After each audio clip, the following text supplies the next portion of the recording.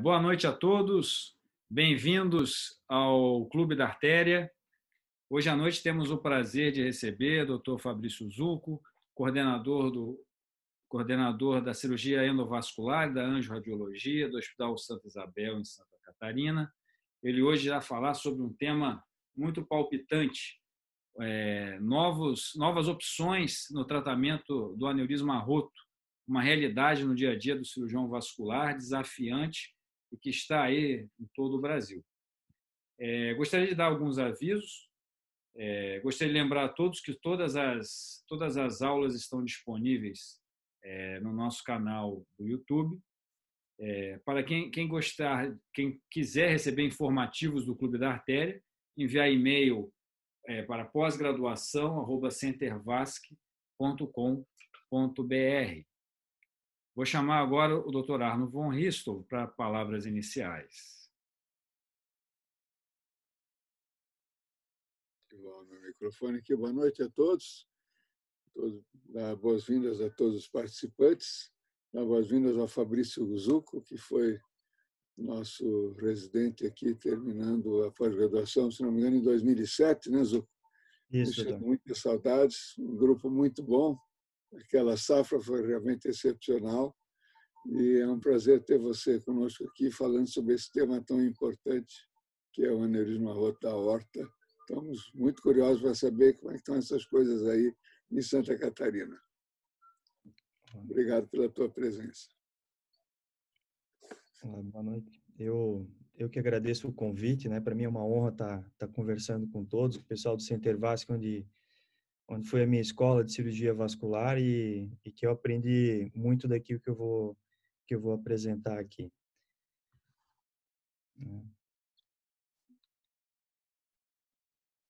Bernardo, como é que segue agora? Pode compartilhar a tela, por favor, Zucco? Ok.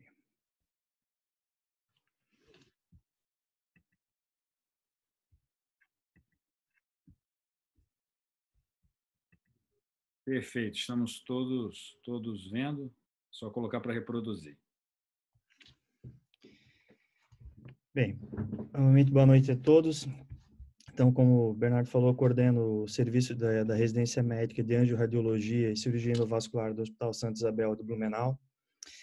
E queria compartilhar um pouquinho com vocês aqui a nossa experiência ao longo dos anos do tratamento da aneurisma de aorta. Então, eu quis apresentar um pouquinho do tratamento dos casos complexos e mais desafiadores que a gente encontrou ao longo desse tempo, as soluções que nós proporcionamos naquelas situações críticas e como a gente atua atualmente, né?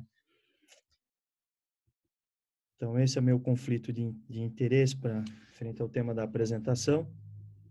Hoje, o nosso grupo ele é composto por 8 médicos, atualmente um angiologista.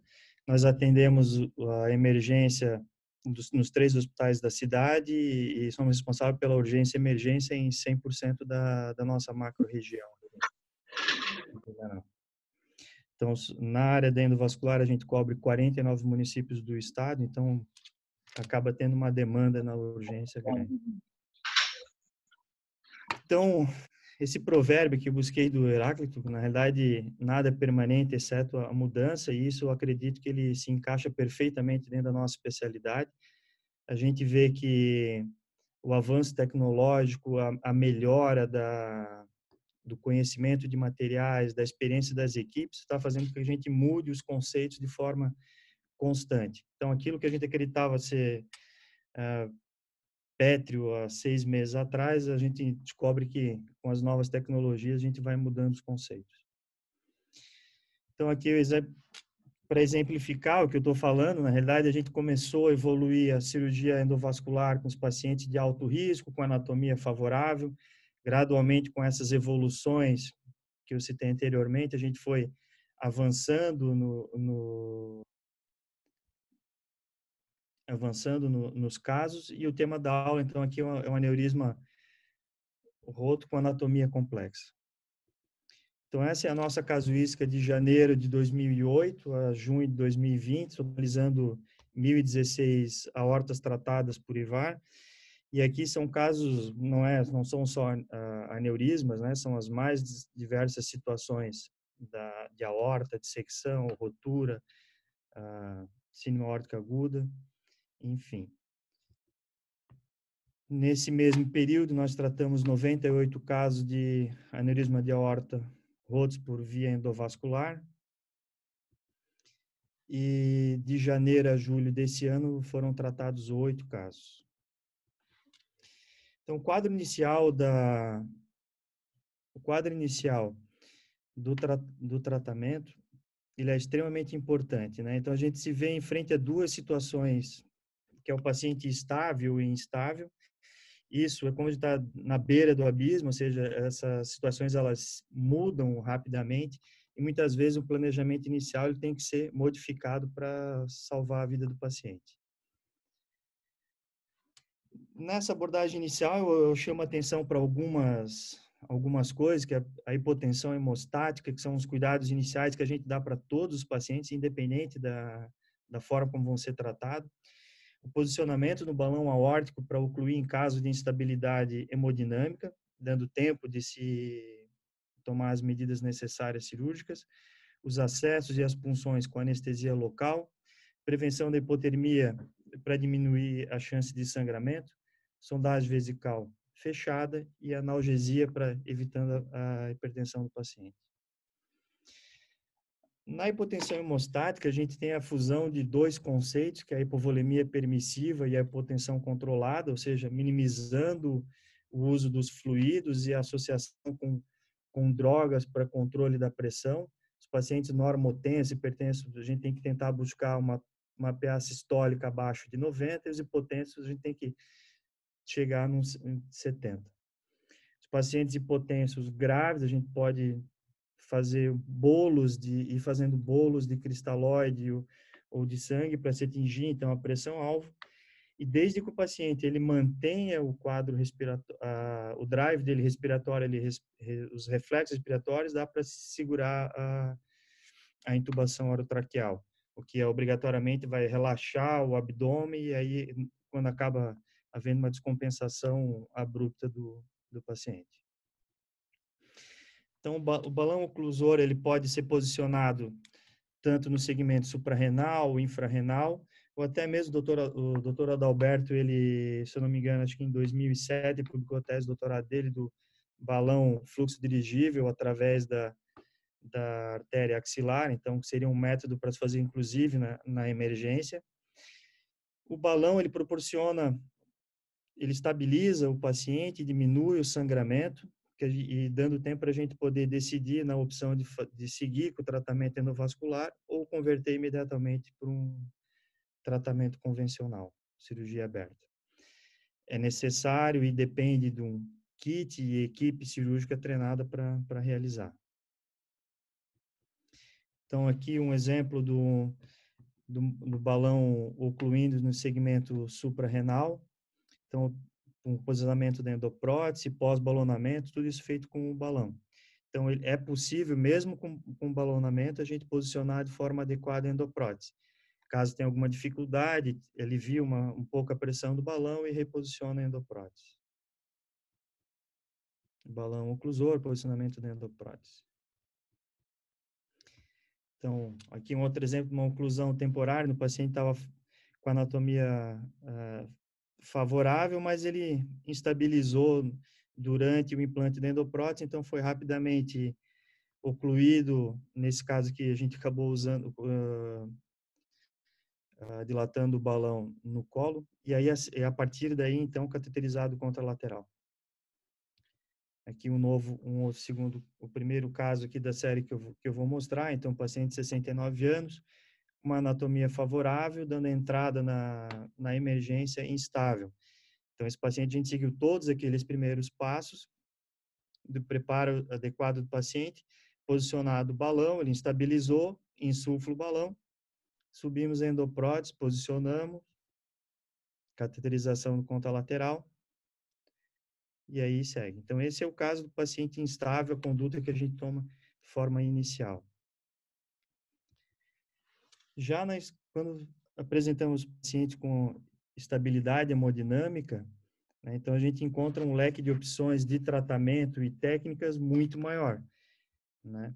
Então, aqui, de forma didática, eu tentei organizar um pouco da experiência que a gente tem. Então, eu diria que o nível 3 de evidência assim, pessoal, das opções cirúrgicas, as opções técnicas, né? Os endoprótese monilíaco, bifurcado, o colo, o snorkel ou chaminé, endoprótese fenestrada, ramificada ou polvo modificado. Isso aqui são... E aí o grau de dificuldade, o tempo de execução, o endolique, as chances de endolique e as anatomias do colo. Frente a essas opções e frente ao estado do paciente e as condições anatômicas, que a gente vai decidir qual técnica vai adotar, ou mesmo se nenhuma delas, ou parte para uma cirurgia aberta direta mesmo.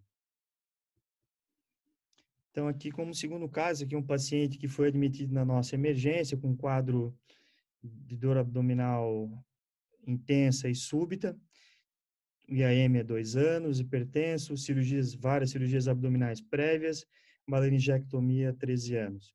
Expulsos femorais palpáveis. Então, dando entrada com a gente olhando essa angiotomografia, então um aneurisma pararenal com uma ruptura. Então, nesse caso, a gente acabou adotando a opção pelo endovascular, em virtude de todas as comorbidades do paciente, né? E nesse caso específico, a opção foi para uma customização da endoprótese. Nesse caso especificamente, usamos uma endoprótese da Medtronic, fazendo as fenestras, né? E a constrição da endoprótese, proporcionando que a gente possa ter espaço para fazer as cateterizações dos vasos viscerais. De uma forma geral, eu abordo dessa forma a customização. Só vai ter as variações para cada paciente, 1 ramo, 2 ramos, 3 ramos, ou eventualmente os 4 ramos. E as vias de acesso também, se via femoral ou braquial. E aí a gente vai decidir isso na tomografia. Então, aqui mostrando o transoperatório, então, posicionamento das fenestras frente às artérias renais.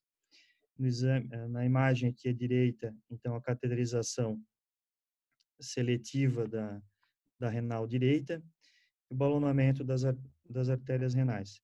Eu procuro sempre balonar o ramo e deixar o balão. Eu vou fazendo sequencialmente, ou nesse caso foram juntos, mas eu retiro o balão só depois de todos eles balonados, por causa do risco de, numa manobra, tu acabar amassando um stent desse e aí não fica mais difícil de conseguir resgatar. Então, aqui já a angiotomografia de controle. Peço desculpa pela velocidade, né, do exame, mas aqui mostrando totalmente selado o aneurisma. Nesse caso, a tomografia ela foi feita de forma precoce, porque na evolução no pós-operatório ele fez uma trombose, né? Teve uma TVP. E aí, na decisão de anticoagula, não anticoagula, coloca filtro ou não, nós aí optamos por antecipar a tomografia. O aneurisma totalmente selado, aí tomamos a opção de anticoagular via oral, e aí seguindo com uma alta 12º pós-operatório. Desculpe, eu não posso ajudar com isso aqui. Desculpa para vocês aqui.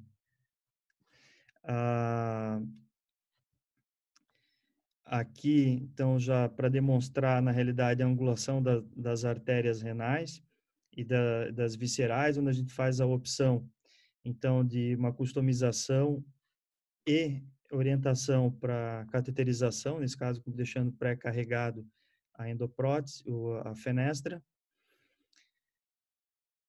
Então, aqui, a gente, para exemplificar as vias de acesso por via braquial e via femoral, e aqui embaixo, se os senhores repararem, a liberação da constrição, uma vez os vasos adequadamente cateterizados, né?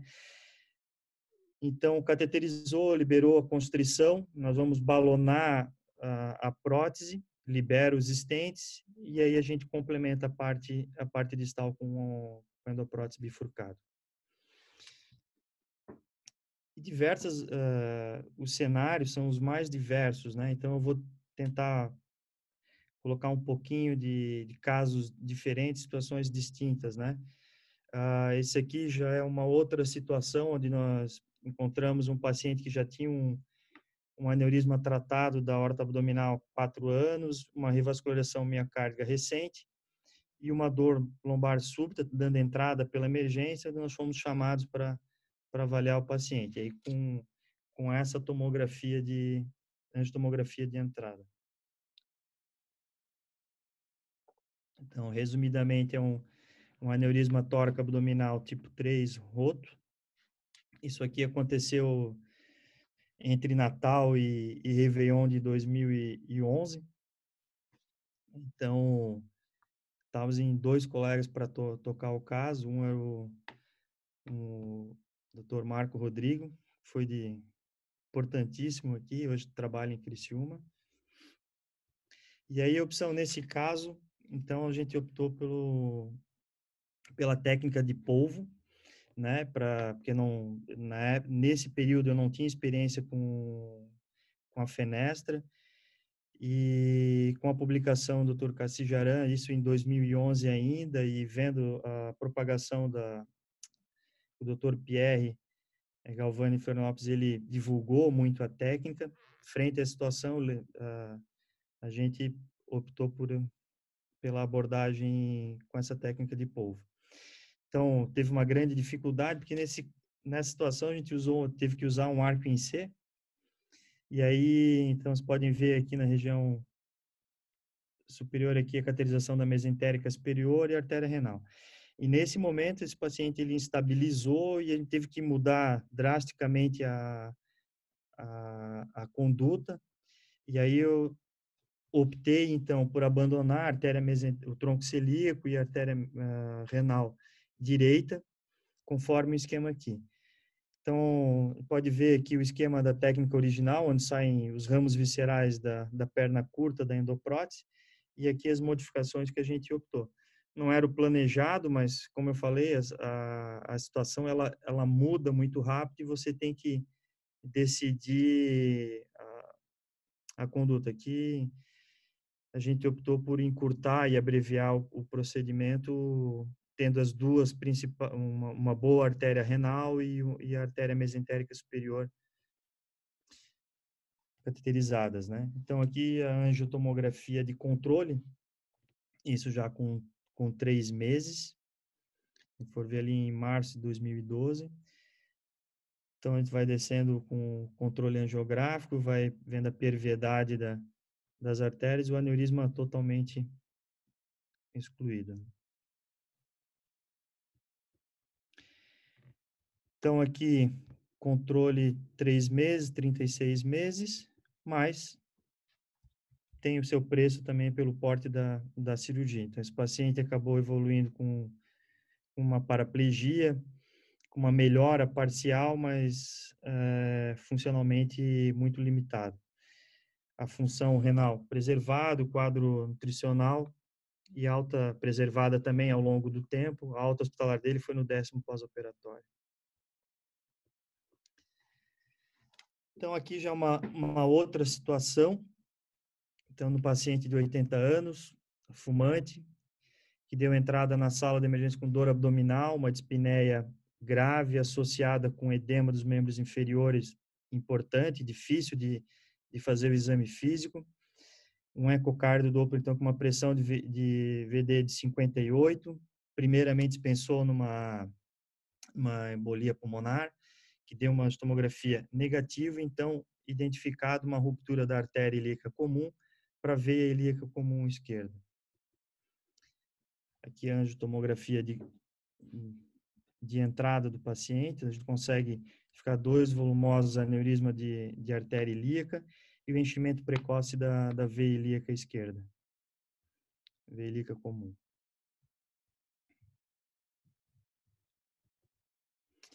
Então, aqui já no intraoperatório, a gente identifica na primeira imagem superior ali do volumoso aneurisma à esquerda e já um enchimento precoce da veia, então era até difícil de fazer a angiografia, ele sequestrava todo o volume de contraste para a cava. né? E nesse momento que a gente está cateterizando a artéria ilíaca e que inicialmente nós tínhamos programado, então, a embolização da hipogástrica esquerda e preservação da hipogástrica direita com a endoprótese ramificada ZBIS, né? Então, nesse momento que a gente inicia o procedimento, ele estabilizou, e aí a opção foi, então, isolar imediatamente esse eixo ilíaco esquerdo com a liberação do corpo principal, o que foi bom, porque o paciente ele estabilizou logo em seguida, o que deu tempo para a gente dar continuidade com calma ao tratamento. Então, na sequência, por via axilar, nós tratamos a artéria hipogástrica direita com as EBIs. Então, controle inicial. Então, aqui do colo proximal da artéria ilíaca, das artérias ilíacas direita. Então, aqui o exame de imagem mostrando, então, o enchimento do endolíquido tipo 2 da direita, a direita para a esquerda, né? E aí a decisão do tratamento desse endolíquido foi por um acesso ali paraprotético da ilíaca, do aneurisma à esquerda, e através desse cateterismo ali, a gente acessou a artéria hipogástrica com um microcatéter, aqui um Prograde, liberação de micromolas controladas e em seguida com um plug fazendo um plug com Onyx, né? Na saída foram deixados dois coils, inclusive no trajeto da endoprótese, só que eu não tenho no trajeto paraprotético. Então esse paciente evoluiu internado, né, com todas as funções renais, tudo preservado, estabilização do quadro cardíaco dele em 48 horas, ele permaneceu um pouco mais internado em virtude do quadro cardiológico mesmo dele. E aí, nesse paciente... Muita calma nesse corpo. Muita calma nesse corpo. Controle. Então, aqui um pouquinho, só para a gente lembrar a literatura. Então, o aneurisma da aorta cava, ele é raro acontecer, né? A ruptura é de 3 a 6%, e a opção endovascular, ele acaba sendo a melhor abordagem, porque ele evita também o sangramento que provém da cava, né? Então, uma outra situação que a gente encontra são os pacientes com aneurisma com tórax abdominal tipo 4. Então, nessa situação aqui, era um paciente que estava em acompanhamento para uma endoprótese customizada, e nesse período de autorização do convênio, ele evoluiu com uma expansão aguda e uma dor intensa, dando entrada na emergência. Aí, nessa situação, nós optamos, então, pelo implante de uma T-branch. Ele tinha todos os ramos favoráveis, ele tinha tudo favorável para o tratamento com a T-branch, né? Então, aqui já a tomografia, angiotomografia de controle com 30 dias. Então, aneurisma isolado. E, novamente, outras situações, né, que a gente encontra. O paciente que foi referido de outro serviço para o nosso. Esse caso aqui foi realizado pelo Dr. Bernardo Ristoff, né, gentilmente cedeu aqui para a aula. Nesse caso, o paciente tinha sido operado em outro serviço por um aneurisma de aorta abdominal, que meses depois evoluiu com uma ruptura devido a um endolíquido tipo 1A, sendo então transferido para o nosso serviço. Então, aqui já a opção técnica, então já foi o SNORC ou a chaminé, convertendo, como ele tinha uma oclusão do eixo ilíaco direito, o paciente estava inicialmente compensado, então foi optado fazer a chaminé e converter num monte ilíaco. Nesse caso, o endoprótese Medtronic, os estentes das renais, o Livestream. Em algumas situações, os pacientes vêm encaminhados para a gente dessa forma, né? Mandam uma imagem de uma tomografia através do WhatsApp, e a gente olha mais ou menos o que precisa, planeja e encaminha. Essa paciente aqui é um caso recente, né, numa situação que ela deu entrada num outro hospital com quadro de epistaxe volumosa, então foram feitas a tomografia e foi vista então uma ruptura para o brônquio, e isso foi numa sexta-feira, e então foi orientado que ela viesse encaminhada para a gente para que tomássemos para realizar o tratamento. Porém, a paciente não aceitou e foi embora. 2 dias depois, aí ela retornou com sangramento franco, e aí sim, encaminhada para a gente. No momento em que estávamos preparando para começar o procedimento, ela fez uma parada, a primeira parada cardíaca dela.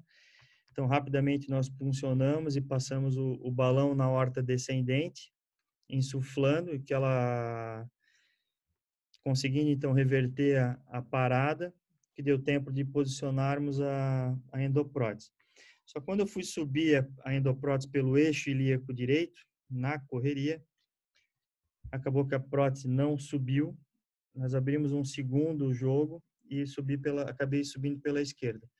No final, depois de passado toda a correria, fomos olhar direito como é que estava ali o eixo ilíaco direito, que tinha uma ruptura da artéria ocasionada pelo trauma do catéter da endoprótese, que foi corrigido com implante de 2 stents Fluence. Essa paciente acabou indo a óbito horas depois na UTI. Então, as novas tecnologias que vão mudar radicalmente os conceitos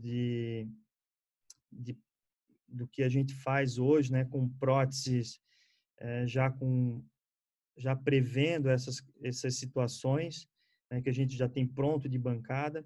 A endoâncora ainda acho que eu não tenho experiência na situação do aneurisma roto, mas eu acho que em situações de colo curto, paciente estável, talvez seja uma opção interessante a partir direto para uma ramificada, para uma fenestrada, né? Acho que a gente tem que ainda aprender a usar essa ferramenta nesse cenário. E o que eu vejo, as complicações do aneurisma roto, né, eles são frequentes, e tanto a insuficiência renal, a isquemia mesentérica, medular, a síndrome compartimental e os distúrbios de coagulação. Então, a gente tem que manejar de forma precoce esses pacientes, né, para não perder o melhor momento da reabordagem ou da abordagem da complicação. A síndrome compartimental, por incrível, inicialmente eu achava até que na cirurgia endovascular ela se apresentaria maior, porque não há drenagem do hematoma, mas na realidade se vê que a cirurgia aberta ela apresenta um índice maior de síndrome compartimental do que o tratamento endovascular.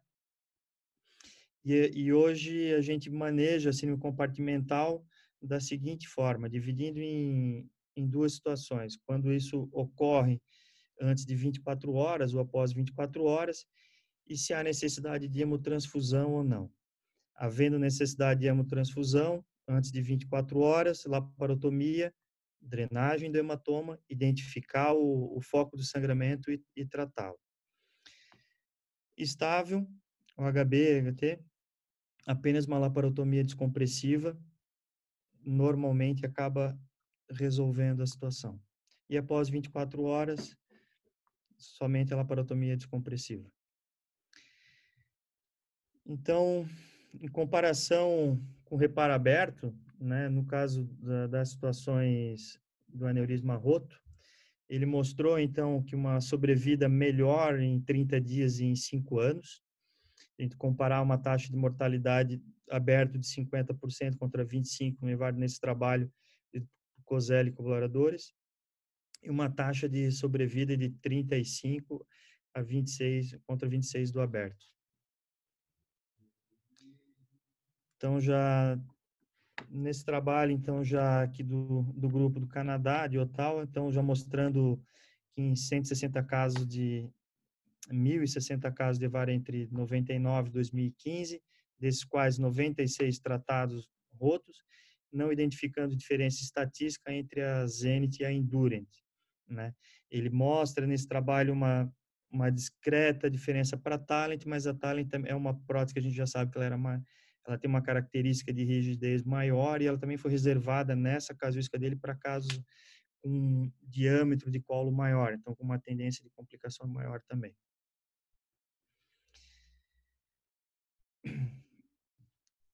Então, a gente também identifica que mesmo os casos que são feitos a customização, a preocupação é sempre que vai haver uma dilatação tardia desse colo, mas a gente não precisa ter essa preocupação que os casos que a gente dá uma sobreposição, superdimensionamento adequado, que como nesse trabalho aqui que eles identificaram entre a média do serviço em 17%, seja, variou entre 22% a 12% de subdimensionamento, não houve a dilatação do colo.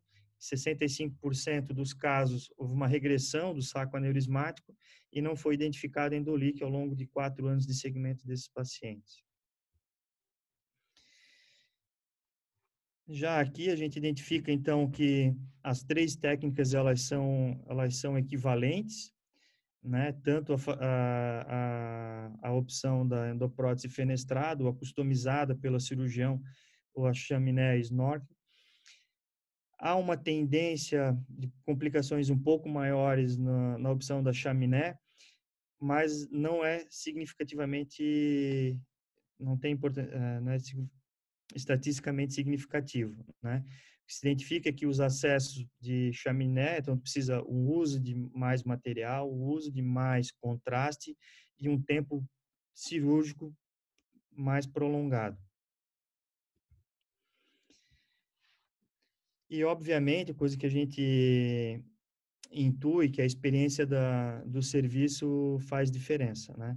E aqui, como mostrado no trabalho do Dr. Gustavo Derich, eles mostraram dividir em 4 períodos e comparar os resultados entre o primeiro, segundo, terceiro e quarto, mostrando uma diferença muito grande entre o primeiro período do tratamento com o último. Menos complicações, uma seleção melhor dos pacientes, né? Um resultado estatisticamente significativo, falando a favor que a gente intui que a experiência e aqui mostrada em números, né? Então, o nosso resultado dessa casuística toda, nós tivemos 2 casos de paraplegia, um está aqui citado na aula, né? E o segundo caso foi até no ano passado que eu tive, uma paciente já tinha uma cirurgia torácica prévia para tratamento de um aneurisma que não ficou bem selado, esse aneurisma acabou rompendo, o paciente evoluiu com uma instabilidade hemodinâmica prolongada, diálise durante dias, então foi o segundo caso que a gente teve de paraplegia. Para concluir, o manejo inicial, né, é fundamental para a gente dar condições operatórias para esses pacientes. O aneurisma roto, para o tratamento endovascular, ele é totalmente dependente dos materiais, então a gente tem que ter isso disponível de forma mais breve possível. Essa abordagem só deve ser considerada se nós tivermos acesso em tempo hábil aos dispositivos e, caso contrário, a melhor opção é sempre a abordagem convencional. As complicações elas devem ser monitoradas e intervenções adicionais são frequentemente necessárias. Então, o monitoramento e seguir esse paciente de perto é fundamental para o desfecho final. Então, novamente, muito obrigado ao convite feito pelo grupo do Dr. Arno, Dr. Bernardo, Dr. Alberto. Espero ter passado um pouquinho da experiência. Estou aberto aí às dúvidas, aos questionamentos que os colegas tenham.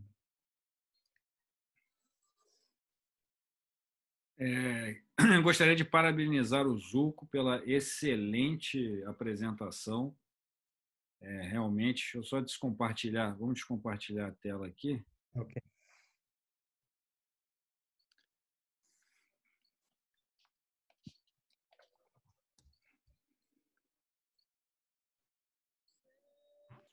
Excelente apresentação, Zuco, material muito bom.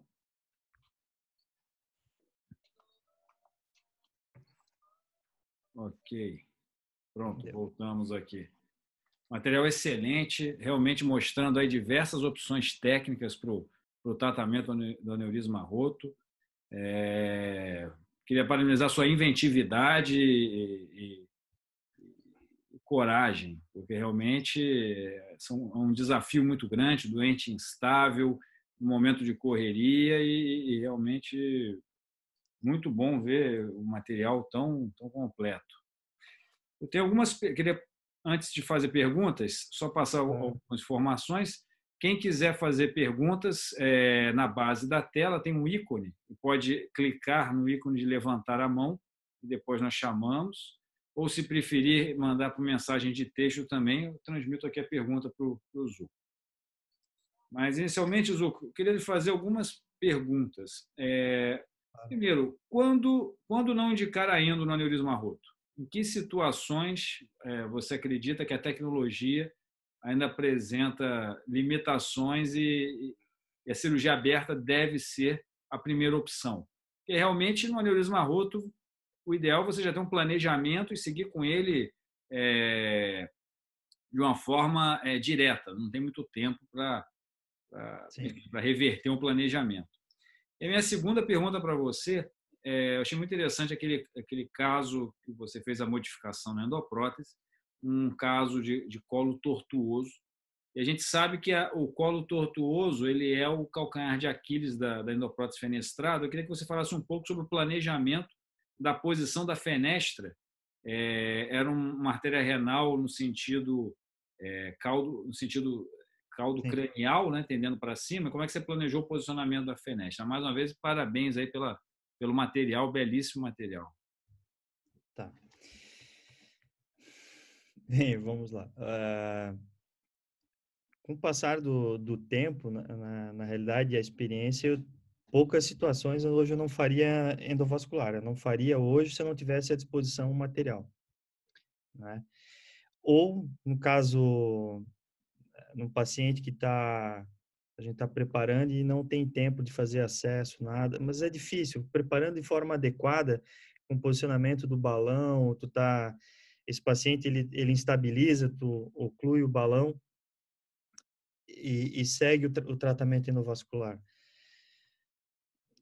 Eu, francamente, assim, hoje eu ofereço para o paciente um resultado melhor fazendo endovascular, por exemplo, num tórax abdominal daquele tipo 4, tipo 3, do que converter para uma cirurgia aberta de urgência, né? Então, eu tento minha primeira opção é endovascular nessas situações. Só se eu não tiver o material mesmo, aí eu acabo convertendo para cirurgia aberta e já nem penso. Mas aquele primeiro passo de posicionar balão, ele vai ser realizado, tá? Então, muitas vezes tu consegue ir para uma cirurgia aberta numa situação muito mais confortável, né? Na hora de entubar, relaxa a musculatura, estabilizou, oclui, fecha o balão e clampeia a aorta. E a outra pergunta Em relação ao cálculo, ao planejamento da posição da fenestra, num colo angulado, com um ramo naquela posição, como é que você planejou aquela posição? Acho que a gente tem que ter um pouquinho de sorte também. Acho que às vezes a gente reza de uma forte tão veemente que dá certo. Mas ali baseado na tomografia, enquanto a gente faz baseado na tomografia, e uma coisa que ajuda muito é o fato da constrição, ele deixa um espaço bom, então me dá uma margem de erro. Então eu não preciso ser tão preciso. Desde que eu tenha uma constrição adequada, eu consigo ter esse espaço de erro, entendeu? Ela não é totalmente precisa, né? A minha opção nesse caso ali foi vir por baixo, que favoreceu. Para mim foi uma surpresa aquela posição que ficou. Parece que foi planejado, mas não foi. Ele acabou caindo daquela forma ali e deu certo. assim, todos os pacientes que eu mostrei hoje aqui, eles estão em acompanhamento conosco, exceto o paciente que eu mostrei lá do Povo, que ele faleceu há 2 anos, então ele ainda teve 6 anos de sobrevida e veio a óbito por causa de problema coronário, né? Não sei se eu consegui responder tua pergunta. E você usa o Osiris para o planejamento das Planejamento. modificadas. Sim. Você usa a medida do comprimento do arco ou você usa angulação? Como é que você usa o Osiris? Só para uma coisa prática aqui, rápida para o Não, pessoal. na realidade, eu pego o exame e fico revendo e boto ele para o distanciamento das artérias, na realidade, eu vou colocar ele no centerline e é ali que eu vou determinar o espaço entre as fenestras. A orientação vai ser pela tomografia. Então, a gente vai olhando, bota no sentido do relógio e vai orientando. Sempre eu vou pegar como referência a artéria mesentérica e, a partir dali, eu vou orientar as fenestras, né? O espaço entre as fenestras, eu uso o centerline para calcular. A orientação, aí vai na tomografia normal, no axial, a gente vai posicionando. E aí coloca a prótese ali na mesa e vai orientando as fenestras. Como você marca as fenestras? Como eu marco? Customizadas.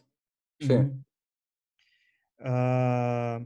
Bem, a endoprótese ali, se reparar, ela tem uma marcação de uma área quando tem a solda. E aquilo ali eu uso como minha referência para 12 horas. Né? A partir nessa posição eu vou orientar a confecção da fenestra da mesentérica, seguindo o distanciamento que a gente calculou, aí vou posicionando. Então, assim, 12 horas, 3 horas, 9 horas, 3 horas. E aí nesse meio a gente vai posicionando. Porque quando ela ficar achatada, ela vai ficar reta, né? Então, 12 no meio, 9, 3.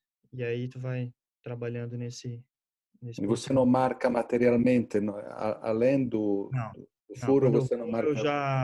eu já pego o aparelhinho ali, já queimo, já vou direto.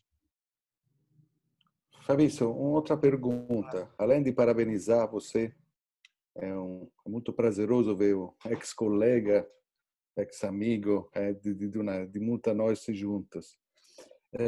A heparinização do paciente, o paciente é chocado. Você costuma fazer uma heparinização? Não faz, mas quando você faz cirurgia mais complexa, mais demoradas, com certeza você não tem tempo de não heparinizar? O paciente estando estável, hepariniza. Assim, ele está instável. Instável. Instável, passa o balão, aí eu heparinizo. Passa o balão, oclui a aorta, hepariniza e segue o tratamento. E a heparinização é plena? Heparinização plena. Heparinização plena. Porque, assim, como tu estás com a aorta clampeada, né? Então, e esse tempo também que a gente tem de heparinização e até ter que resolver é um tempo curto, né? Então, depende, assim, Alberto, teve situações que às vezes a urgência é tão grande que tu toma o procedimento, às vezes nem lembra. Depois tá tudo resolvido, tu clampeou a aorta ou botou o balão, aí tu assim, agora hepariniza. Depende muito da situação, mas via de regra, heparinizo após a passagem do balão e a oclusão da aorta no paciente instável. Doutor Arno? Fabrício, parabéns. Fiquei muito orgulhoso. Muito obrigado por me dar essa grande alegria de poder vivenciar toda essa sua experiência. Eu acho que várias coisas você mostrou que são muito importantes. A primeira é a importância de colocar esse tipo de paciente o mais rapidamente possível em atendimento efetivo. Eu imagino como isso deve ser difícil, você numa área que envolve certamente todo o Vale do Itajaí-Açu, Vale do Itajaí-Mirim e adjacências, conseguir trazer esse paciente em condições de poder ser tratado dentro do Hospital Santa Isabel. E de Santa Catarina, talvez, não sei. E outro, só para abordar dois temas, que você mostrou as opções de tratamento endovascular, não só dos aneurismas infrarrenais, que são, felizmente, os mais frequentes, mas também os justas renais, os pararrenais, até os tóraco-abdominais, que são um desafio tremendo para qualquer tratamento. Eu tinha pensado uma pergunta que você respondeu de uma maneira muito efetiva, que é o manejo do paciente que tem síndrome compartimental abdominal após o tratamento endovascular. Na verdade, é uma abordagem, de uma forma geral, sobre laparotomia descompressiva o mais rápido possível e tentar eliminar o foco da persistência da hipertensão intraabdominal. Isso foi muito bom. Tem uma pergunta. Como é que são dispensados os materiais para tratamento endovascular? Vocês têm um estoque básico dentro do hospital ou tudo tem que vir de um fornecedor ou de alguns, você mostrou materiais de diferentes procedências, aquilo tem que vir para o hospital, como é aqui, ou vocês têm um estoque mínimo, vamos dizer, para o tratamento do aneurisma roto dentro do hospital? Doutor, obrigado pela pergunta. Não, a gente passou por diversas fases de quando a gente montou o serviço, então não se tinha um volume. À medida que isso foi crescendo, houve uma necessidade da própria indústria de deixar alguns materiais ali à nossa disposição, pelo menos um kit básico. Então, a gente passou por um período bom, onde esses materiais nós tínhamos disponíveis na instituição. Depois, por questões administrativas, o hospital optou que isso não ficasse mais na instituição, e aí as empresas disponibilizaram com que os técnicos ficassem num raio muito próximo, então o que agiliza o tratamento. E muitas vezes, como o senhor falou, esses pacientes vêm de longe, então dá tempo da gente, uma vez receber o comunicado, ter uma orientação do que, às vezes eles passam a tomografia, a gente já tem uma ideia do que vai encontrar, e aí solicita que o representante venha o mais breve possível. Mas já aconteceu a situação de estar com o paciente e o material não está disponível. E aí é aquela situação que eu falei, o paciente estabilizou, tu tem que resolver, abre e converte para cirurgia aberta, né? Essas situações, elas acontecem. Então, a gente passou por um período muito bom, com material disponível, podendo resolver de forma pronta, e agora a situação, os técnicos, eles estão numa proximidade que dá tempo, normalmente abre. E se não houver, faz cirurgia aberta. Ok. Bernardo? Não, a coisa mais curiosa é que eu recebi um zap aqui da emergência, parece um aneurisma roto lá na emergência do Quinta. O Daniel está indo lá ver. É isso aí. Coincidência do destino. Mas quando acabar a live aqui, eu vou lá ajudá-lo. Mas tem umas perguntas aqui, Zu. O Cleoni Pedron, lá de Santa Maria, do Rio Grande do Sul, lhe dá os parabéns e pergunta quais os critérios para usar na intervenção na síndrome compartimental abdominal. Você falou, mas você quer falar um pouco mais, algo mais de síndrome compartimental? Na realidade, o que eu esqueci de citar, na realidade, é a monitorização, né? Na realidade, tem que ter uma monitorização bem próxima da pressão intraabdominal desse paciente e dos critérios clínicos. Então, uma pressão intraabdominal pela sondagem vesical, que faz o controle da pia, acima de 20 milímetros, com diminuição da diurese, dificuldade do drive respiratório, ou seja, os volumes de pressão do respirador têm que ser cada vez maiores, porque tem dificuldade de extensão abdominal, e aí a conduta vai de acordo com aquele fluxograma que eu determinei. Então, ele tem que ter os sintomas, uma monitorização de forma intensiva, caiu o hematócrito ou não, aí a gente define a conduta, né? Certo. Eu acho que seria isso, não sei. O Pedron também lhe pergunta qual seria o tempo máximo de oclusão da aorta com balão. Eu tenho essa preocupação, mas eu não sei a resposta assim precisamente. Eu parto do princípio que eu consideraria um tempo de isquemia visceral 20 minutos, como se fosse num clampeamento na cirurgia de um tórax abdominal, né?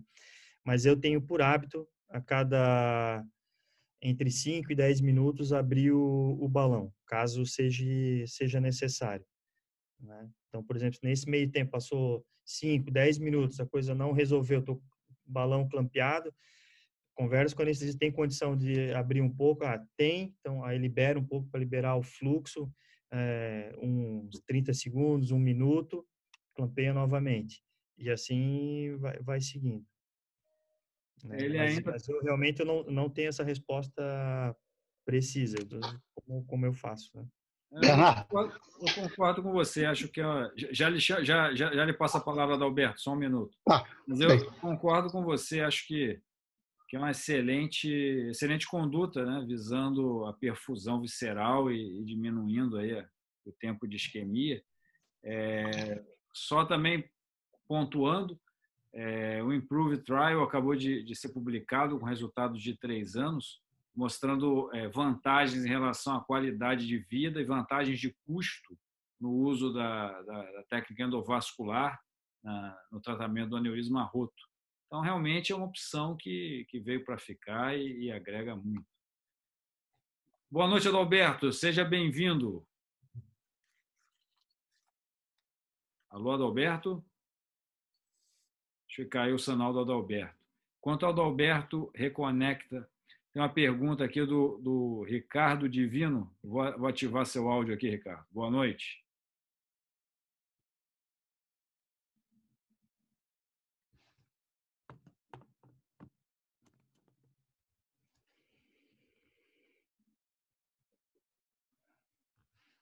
Aqui alguns problemas de conexão. Bernardo, áudio ativado. Boa noite, Bernardo. Boa noite, boa noite. Se tiver algum barulho de criança aqui, é que eu tô meio de olho na minha filha. Desculpa. Boa noite a todos. Boa noite, Bernardo. Fogo amigo, não, Dr. né, Alberto. Oi? Fogo amigo, não, né? Não, pelo contrário. Na verdade, é só uma complementação. Na hora que o Dr. Alberto fez a pergunta sobre se a gente usa algum marcador, eu acho que ele perguntou se a gente usa algum marcador para as fenestras, que a gente costuma usar a mola 0,18, né, Fabrício? Eu acho que tu tinhas falado que só queimava e já entrava direto, não, mas isso, normalmente desculpa. A gente faz a fenestra com... Não, tá, é que eu não entendi a pergunta. Peço desculpa ao Alberto. Se é que foi isso, é só uma complementação. Não, o marcador que eu uso para orientar a fenestra, na realidade, eu uso uma mola, no caso, a grande maioria dos casos, eu usei a da Terumo, a Azur. Como ela tem aquele gel, então ela é fácil de retirar e suturar na endoprótese. Né? Hoje a gente não tem mais disponível essa mola no hospital, então acabo usando a mola da Cook mesmo, ou que tiver disponível, uma 0,18, e a gente queima ali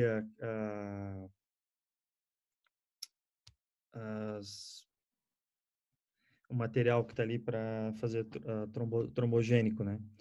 Mas a grande maioria dos casos eu prefiro a Azur. Eu acho que ela é mais favorável. É que desculpa, Roberto, eu não tinha entendido a pergunta.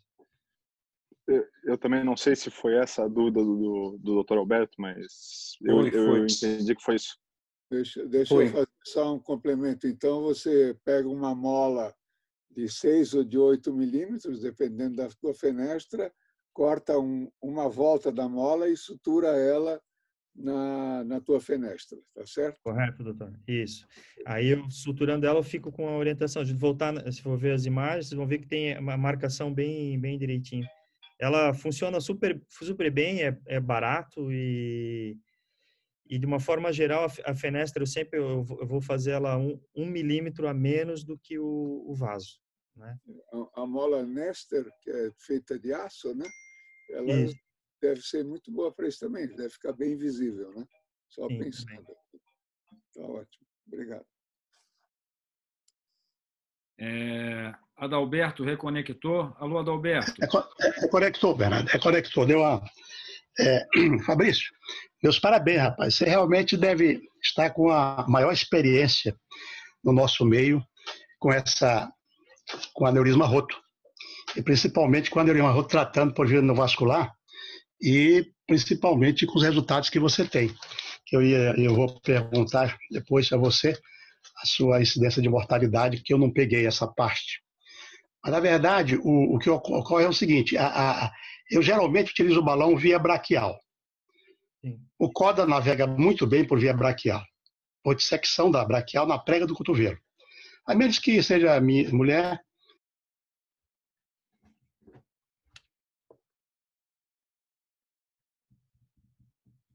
Eu acho que a conexão com o Adalberto caiu novamente. Enquanto o Adalberto reconecta, Zuco, tem uma pergunta aqui do Roger Bianchi. Ele pergunta se na opção, enfim, ele pergunta em relação à opção do snorkel, você usaria endoâncoras também, enfim, para complementar o selamento? O que você pensaria sobre endoâncoras nessa situação? Eu não tenho experiência nessa situação, né? Eu já usei endoâncora em caso eletivo, mas na urgência, não. Eu acredito que se vai usar a endoâncora, né? Talvez tenhas um colo limítrofe que dê para posicionar a endoâncora e talvez não precise fazer o snorkel, né? Então, porque se ele tiver dilatado, tu não vai conseguir ancorar a prótese a endoâncora na aorta. Eu imagino, né? No snorkel, talvez numa situação que fique com endolíquido tipo 1A, você queira corrigir, talvez pegando para tentar aproximar a endoprótese da parede, seria uma opção, mas na urgência, no roto, eu realmente nunca utilizei. Temos aqui uma outra pergunta, Zuco. Vinícius Menegola, de Santa Maria, no Rio Grande do Sul. A pergunta dele é sobre a confecção de fenestras. Se já ocorreu perda da estrutura da endoprótese, se teve problema de desestruturação do dispositivo ou de ancoramento pela mudança, né, promovida pela alteração estrutural. E também ele gostaria de perguntar sobre o aumento do tempo cirúrgico. Ele parabeniza pelo material excelente. Tá. Vamos lá. Quanto à parte estrutural da prótese, não vi nenhum problema e todos os trabalhos também demonstram que é uma técnica confiável, né? Qual era a segunda pergunta mesmo? Desculpa, Bernardo. O tempo, como você, aliás, vou reformular um pouco a pergunta, que é agregar.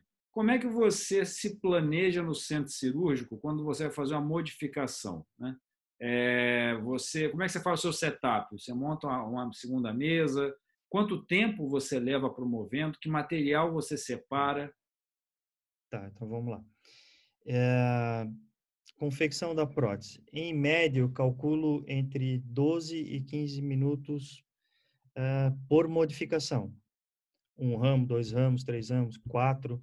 É o tempo mais ou menos que eu vou levar entre fazer a fenestra, suturar e deixar ela pronta. Então, nesse caso ali que eu mostrei de 2 ramificações, então basicamente uma meia hora para fazer isso. Eu coloco isso numa mesa em separado, a gente vai realizando enquanto muitas vezes eu já vou fazendo até antes do paciente chegar, né?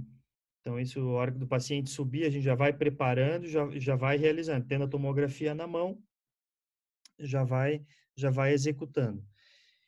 Quando é possível, ou seja, quando não dá para fazer um pouco antes disso, iniciar o trabalho, a gente faz praticamente em 2 times. Vai alguém fazendo a dissecção das femorais, se for o caso, né? Como grande parte desses pacientes são SUS, então a gente não tem acesso ao tratamento percutâneo. E aí a gente faz em 2 times, enquanto um tá dissecando, o outro tá realizando a fenestra, né? Então, dissecou a femoral, passou a guia, passou o balão, aí aguarda, o paciente estando estável, aguarda terminar. Mas, na média, mais ou menos isso aí. Eu calculo entre 12 e 15 minutos por modificação. Tá? Ok. Temos uma outra pergunta aqui, Zuco. Willow Soares. Se nos aneurismas tóraco-abdominais de urgência, você faz drenagem licórica? Não. De forma preventiva, não. Só se apresentar sintomas. E aí, por isso que o manejo ele tem que ser precoce. Se você identificar no pós-operatório de forma precoce, a gente tem uma janela aí pequena para manejar, né? Então, naquele caso ali que eu comentei daquela técnica do polvo, esse paciente ele ficou chocado durante um tempo prolongado, entubado no pós-operatório. Então, até para fazer esse diagnóstico foi complicado. Foi feito drenagem depois, mas não reverteu totalmente, né? Então, melhorou, mas não resolveu. Mas de forma rotineira, não. Não, concordo. Concordo plenamente com você, realmente. Ainda mais na situação de urgência, a própria manipulação do paciente pode instabilizar, né, o aneurisma. Aquilo que está contido pode romper.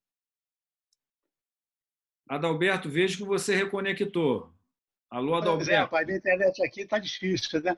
Mas, desculpa aí, Fabrício, não foi isso aí. Mas a verdade é o seguinte, o tempo de permanência do balão, a experiência do Lasso, ele manteve o balão, variou de 14 a 70 minutos. Ele teve 2 pacientes que teve o balão por mais de 70 minutos e não teve problema de isquemia, não complicou. Nós temos uma experiência também monitorando o tempo, e o tempo de balão na aorta suprarrenal variou de 24 a 30 minutos, também sem problemas. Agora, eu pergunto a você o seguinte, você não vê possibilidade de conduzir alguns desses pacientes à tomografia com um balão já no local, especialmente no aneurisma, que você possa colocar o balão no colo do aneurisma abaixo da renal? Porque existe uma possibilidade de você, no doente estável, e até no doente instável, você colocar o balão, ocluir a aorta, aí anestesia o doente, porque com o balão lá você não precisa mais ter a preocupação do continente aberto, né? Porque certamente você já tem o controle, e aí você já teve a oportunidade de levar o doente à tomografia com o balão, e aí sim, existem trabalhos que mostram que você pode, a cada 15 minutos, desinflar por 5 minutos, intermitentemente. Esse trabalho, inclusive, foi feito até no centro cirúrgico, mesmo com paciente com cirurgia radical de pâncreas. Essa cirurgia de Whipple, que ele, então, fazia aquela cirurgia radical de câncer de estômago, de intestino, e ressecava tudo de maneira muito radical, e o sangramento era muito grande. Então, o anestesista colocava o balão e deixava o balão inflado, e a cada 15 minutos ele desinflava por 5. De 10 pacientes, ele tirou 7, sobreviveram 7. Então, eu queria saber se você realmente já levou algum desses pacientes para tomografia com o recurso do balão. No caso, o balão aí só seria adequado se fosse pelo braço, né? Porque colocar um balão pela femoral e levar o doente para a tomografia também eu acho meio difícil, mas você já fez de uma maneira ou de outra, mesmo pela femoral, levar o doente para o centro cirúrgico? E aí eu precisava saber, que eu não vi você mencionar, a sua mortalidade nessa casuística de 98 anemia-roto, né? Que é realmente muito significativa. E se realmente, porque o tempo de recuperação da condição hemodinâmica com o balão é muito rápido na minha experiência. Você observou isso? Quer dizer, geralmente em menos de 1 minuto, 2 minutos, o doente já está estabilizado na área vital do corpo, né? Bem, quanto à colocação do balão na emergência e levar para exame, eu nunca realizei, Heitor. Eu acho que seria o cenário ideal, né? É um passo importante que a gente tem que perseguir para o tratamento adequado desse paciente. Eu acho que a sugestão do senhor é excelente. Uma experiência grande usando o balão fluxo dirigível, né, como foi a tese do senhor, mas eu não tenho. Eu acho que é o melhor cenário e a melhor oportunidade, é que esse paciente seja manejado já na emergência, mas a gente não consegue implementar esse tipo de protocolo aqui. Então, é uma meta a ser alcançada aí. Quanto à mortalidade, esses números aí a gente está levantando agora, né? Eu tenho uma impressão pessoal, mas esses números eles estão fazendo parte agora do levantamento para publicação, então eu não tenho eles fechados, é por isso que eu não coloquei aqui, né? Eu diria para o senhor que nos últimos 2 anos a gente mudou a mortalidade de forma bem grande. Pela a sensação que eu tenho, mas eu não tenho isso em números precisos para o senhor, eu posso isso lhe reportar mais à frente, né? No aneurisma com colo favorável e estável, a gente gira em torno aí de uma taxa de sucesso em torno de 80%, né, do paciente que ele chega com esse cenário. À medida que a gente vai aumentando o grau de dificuldade, a gente vai reduzindo a sobrevida desse paciente, né? Mas o quadro, a instabilidade e a estabilidade faz toda a diferença, né? Às vezes você tem um caso complexo, mas o paciente está estável, você tem um desfecho bom. Às vezes um caso favorável, mas anatomicamente favorável, mas ele instável, o desfecho é ruim, né? Então acho que isso depende muito de como a gente aborda no primeiro momento o paciente. E aí o balão, eu acredito, seja uma diferença muito grande nessa abordagem. Tá? Mas eu vou ficar lhe devendo os números precisos, né? É exatamente o que eu observo dessas situações. Eu saí de uma mortalidade de 100% para uma sobrevida de 60% com e sem balão. Portanto, eu não abordo um doente instável de hemorragia abdominal qualquer sem um balão, e geralmente eu faço pela via braquial. E faço também pela femoral, mas faço pela via braquial quando eu tenho tempo do cateterismo, né? Quando eu tenho tempo do que você tem que cateterizar o arco, né? E descer geralmente com fio, entendeu? Até que você botou o fio guia lá, pronto, o balão desce muito bem. E ele informa. O CODA, eu tenho um vídeo do CODA navegando bem pela braquial. Então, esse vídeo mostrando, inclusive na minha aula eu mostro isso. Passa com facilidade. Não, perfeito. Muito Obrigado. obrigado pela gentileza. Nada, eu que Meus agradeço. parabéns, né? Brilhante. Obrigado. Zuco, temos mais algumas perguntas aqui.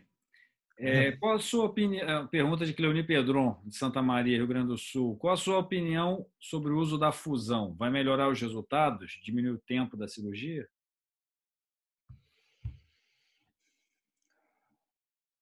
Eu acredito que assim, eu não tenho acesso a esse tipo de tecnologia, né? Então é difícil fazer um comparativo.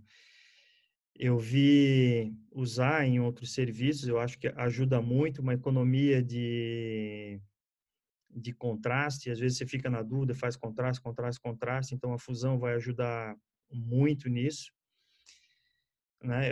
Eu acredito que a tecnologia ela vai acelerar o procedimento, ele vai encurtar o procedimento, porque você não tem certos passos que não vão se mais justificar, né? De ficar fazendo, estou na dúvida, mais um pouquinho de contraste. Reposiciona. Então, a fusão, acredito que seja uma tecnologia que vai ajudar muito. Mas, infelizmente, eu não tenho acesso aqui em Blumenau. O Gustavo Cunha Miranda, ele pergunta quais stents você utiliza nas fenestrações.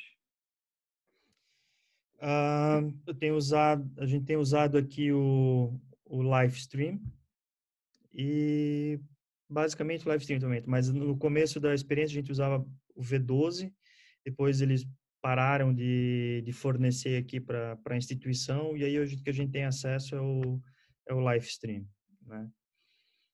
Então, hoje, basicamente, é só esse stent que a gente usa. Ok. Que é um excelente dispositivo.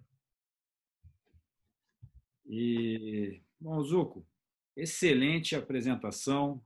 Eu gostaria de agradecer a sua presença, sua disponibilidade, compartilhar conosco esse material belíssimo.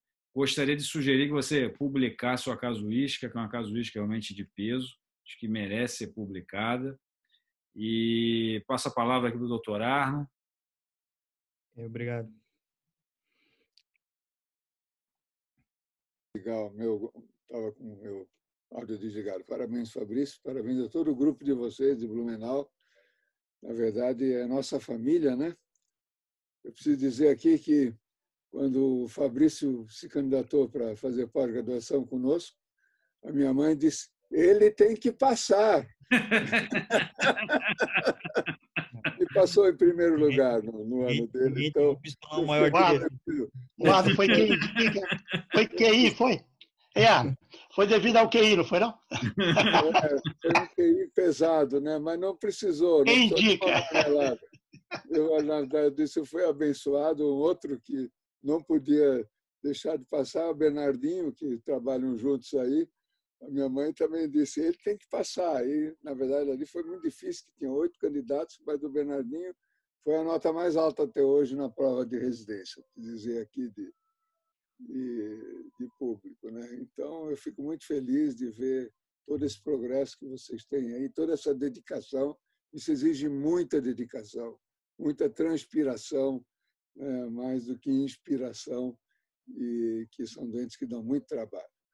Então, queria dar um abraço em todos, inclusive ao Valmor Bels, que eu espero que esteja assistindo a essa live, aí foi o pioneiro da cirurgia vascular em Blumenau, e dizer que eu me sinto muito feliz de ver que no meu estado, onde eu nasci, e por quem eu tenho tanto carinho, a qualidade da especialidade está em tão alto nível. Muito obrigado.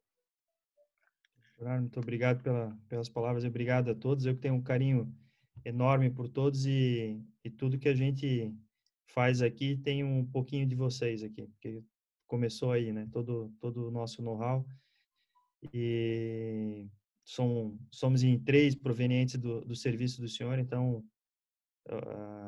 muito disso aqui tem relação com o que a gente aprendeu aí com o senhor, de dedicação à especialidade e de compromisso com o paciente. Bom, Zuco, mais uma vez um grande abraço, uma boa noite, mande um abraço para todos os nossos amigos aí. Gostaria de agradecer a todos que participaram desse Clube da Artéria, convidar a todos que têm interesse em receber informativos, enviar um e-mail para centervasc@posgraduação.com.br. Lembrando que todas as aulas estão disponíveis no canal do CenterVasc no YouTube. Foi um grande prazer receber vocês aqui essa noite e até a próxima. Uma boa noite a todos. Boa noite. Boa noite. Boa noite. Obrigado.